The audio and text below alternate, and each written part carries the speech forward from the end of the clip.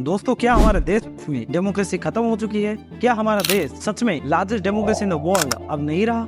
ऐसे सुनकर आप बोलेंगे कि नहीं, ऐसा कैसे हो सकता है? देश में इलेक्शन तो हो रहे हैं, हम जिसे चाह रहे हैं उसे वोट भी दे पा रहे हैं और हम जिसे चाहते हैं वो जीत भी पा रहा है। तो आखिर डेमोक्रेसी खत्म कैसे हो गई?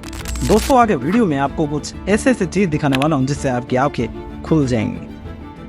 वैसे तो एक देश कई चीजों से एक डेमोक्रेटिक कंट्री बनता है, लेकिन अभी के चलते टाइम के हिसाब से आज हम बात करने वाले क्या हमारे देश में फ्री एंड फेयर इलेक्शन हो रहे हैं। सूरत में बीजेपी बिना किसी वोट कास्टिंग के और बिना इलेक्शन जीत गई, क्योंकि जो कांग्रेस के कैंडिडेट थे नीलेश खंबानी, उनका नॉमिनेशन लेटर रिजेक्ट कर दिया गया रिटर्निंग ऑफिसर के द्वारा, और बाकी जो वार्ड के कैंडिडेट थे उन्होंने अपना नॉमिनेशन विथड्रॉ कर लिया। बस यही नहीं, आगे इंदौर में भी वही कहानी है। 24 अप्रैल को अक्षय कांति बाम ने इसके तरफ से नॉमिनेशन फाइल की। उसी दिन डिस्ट्रिक्ट कोर्ट ने उनके खिलाफ एक सालों पुराना केस रीओपन कर दिया। फिर क्या 29 अप्रैल को अक्षय कांति बाम ने अपना नॉमिनेशन विथड्रॉ कर लिया और बीजेपी को ज्वाइन कर लिया। साथ ही साथ कैलाश विजयवर्गीय के साथ फोटो भी खिंचवाई। यही नहीं, अब तक गांधीनगर से 16 उम्मीदवारों ने अपने लोकसभा चुनाव से उम्मीदवारी वापस ले ली है। उनके हिसाब से 5 विपक्ष के उम्मीदवारों ने अभियान के दौरान बीजेपी पर यह आरोप लगाया है कि उनको अपना नॉमिनेशन वापस लेने के लिए बीजेपी की तरफ से धमकियां मिली। जितेंद्र चौहान, जो अखिल भारतीय परिवार पार्टी के उम्मीदवार के रूप में खड़े थे, उन्हें अपने सोशल मीडिया हैंडल पर एक वीडियो पोस्ट किया। वीडियो को देखिए। सभी देशवासियों को ठाकुर जितेंद्र सिंह चौहान का कोटि कोटि प्रणाम। साथियों, मैं गुजरात के गांधीनगर लोकसभा से नामांकन किया था अखिल भारतीय परिवार पार्टी से। मुझसे जबरदस्ती फॉर्म वापस दिलवाया जा रहा है, मुझे हाईजैक कर लिया गया है। अमित शाह साहब के लोगों ने मुझे हाईजैक कर लिया है। हो सकता है हमारी मौत भी हो जाए, मुझे मार भी दिया जाए, कुछ भी हो सकता है हमारे साथ। मैं देशवासियों से अपील करता हूं, इस देश को बचा लो। अब ये सब देखकर आप सोच रहे होंगे आखिर हमारी इलेक्शन कमीशन ऑफ इंडिया कर क्या रही है। तो आप लोग जानते ही होंगे कि हमारे देश में फ्री एंड फेयर इलेक्शन करवाने का responsibility election commission of India को मिला। लेकिन क्या हो अगर इलेक्शन कमीशन है पार्शियल एंड बायस्ड हो? दोस्तों, ये सिर्फ मेरा नहीं, हमारे देश के प्रधानमंत्री नरेंद्र मोदी का भी यही कहना था कुछ 2014 से पहले। इसमें आम आदमी पार्टी की national chief spokes person Priyanka Kakkar ने कहा कि इसी बीजेपी का एक्सटेंडेड विंग है। प्रशांत किशोर का भी यही कहना है कि इन्होंने आज तक इससे पार्शियल इलेक्शन कमीशन पहले कभी नहीं देखी। कहना है कि इलेक्शन कमीशन बीजेपी को जितवाने के लिए हर एक हेल्प करेगी। मॉडर्न कोड ऑफ कंडक्ट के बारे में तो सुना ही होगा, जिसका प्राइमरी पर्पज ये है कि हमारे देश में फ्री एंड फेयर इलेक्शन बने रहे, कि कोई पार्टी या कैंडिडेट किसी भी एक्टिविटी में शामिल नहीं होगा जो एग्जिस्टिंग डिफरेंस को बढ़ा सकती है या म्यूचुअल हेट्रेड क्रिएट कर सकती है। ये डिफरेंट कास्ट और कम्युनिटी, रिलीजियस या लिंग्विस्टिक के बीच टेंशन कॉज कर सकती है। वैसे तो पॉलिटिकल पार्टीज अपने political power gain and vote के लिए धर्मों के आधार पर लोगों को बांटती रहती है और वोट पाने के लिए धर्मों का सहारा लेती है। लेकिन आप लोगों ने ऐसा करते हुए किसी सिटिंग पीएम को कभी देखा है? श्री नरेंद्र मोदी कहते हैं कि former prime minister Manmohan Singh ने 2006 में उन्हें कहा था कि मुस्लिमों को देश के रिसोर्स पर पहला के भी इल्जाम लगाया कि 2024 के कांग्रेस के मैनिफेस्टो में लिखा है कि वो लोगों का वेल्थ कलेक्ट करके मुस्लिमों को रीडिस्ट्रीब्यूट कर देंगे। पहले जब उनकी सरकार थी उन्होंने कहा था कि देश की संपत्ति पर पहला अधिकार मुसलमानों का। इसका मतलब ये संपत्ति इकट्ठी करके किसको बांटेंगे? जिनके ज्यादा बच्चे हैं उनको बांटेंगे, घुसपैठियों को बांटेंगे। क्या आपकी मेहनत की कमाई का पैसा घुसपैठियों को दिया जाएगा? आपको मंजूर है? ये कांग्रेस का मैनिफेस्टो कह रहा है।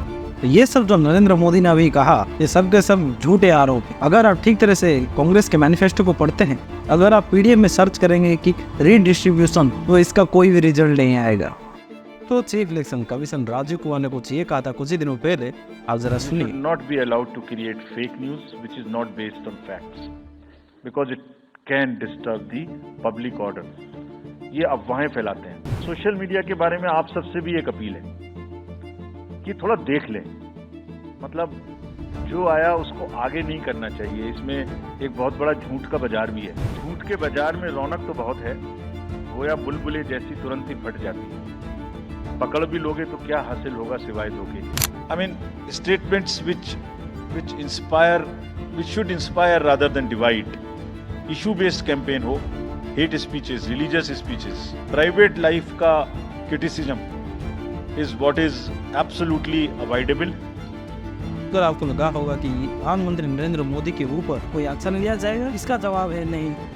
नरेंद्र मोदी के स्पीच के बाद 17,000 से ज्यादा लोगों ने इलेक्शन कमीशन को एक लेटर भेजा, लेकिन परिणाम क्या हुआ? वही एक्शन नहीं लिया गया। कुल मिला के 2019 से नरेंद्र मोदी के खिलाफ कुल 27 केसेस है, कि इसके बाद भी उनके ऊपर कोई एक्शन नहीं लिया गया। इनमें से 12 आरोप है कम्युनरी हेटेड स्पीच के लिए और 8 आरोप है शहीद जवान के नाम पर वोट मांगने के लिए और एक गवर्नमेंट की स्कीम को पॉलिटिकल एडवर्टाइजमेंट के रूप में यूज करने के लिए और धर्मों के नाम पर वोट मांगने के लिए। मोदी को 400 सीटें चाहिए ताकि कांग्रेस अयोध्या में राम मंदिर पर बाबरी ताला ना लगा दे।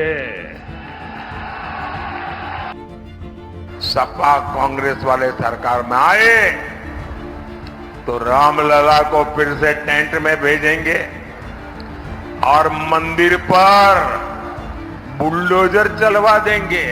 क्या योगी जी से यही सीखना है क्या? आपका पहला वोट पाकिस्तान के बालाकोट में एयर स्ट्राइक करने वाले वीर जवानों के नाम समर्पित हो सकता है क्या? मैं मेरे फर्स्ट टाइम वोटर से कहना चाहता हूं कि आपका पहला वोट पुलवामा में जो वीर शहीद हुए, उन वीर शहीदों के नाम आपका वोट समर्पित हो सकता है क्या?